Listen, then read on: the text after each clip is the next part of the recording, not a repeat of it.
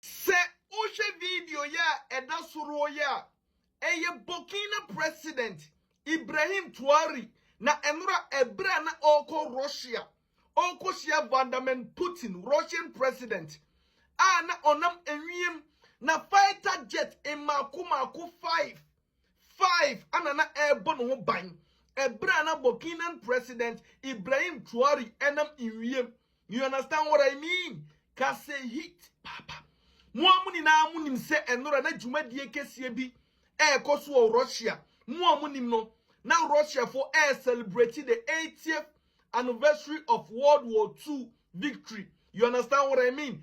Mempese on say German for no omotinsem we no medwa enti mempese me kirem bebrebe. You understand what I mean? Ye enti enora Russia na kire se dwumadie kesie na ekoso eno na ye invite Ibrahim Traore eni empanyimfo bebrebe China mampani kurampo ekopiase ana Ibrahim Traore ekoya kire se fighter jet emaku num ebo no ban edi ni ko PM ewo Russia fefefe a bibie anye no muamunim say the we are France and USA targeted Burkina president Ibrahim Traore no invitation bi say no ehia ahobambo ampanso Russian president Vladimir Putin ebo abrante no ban amana koduru Crimea a ewo Russia se si America say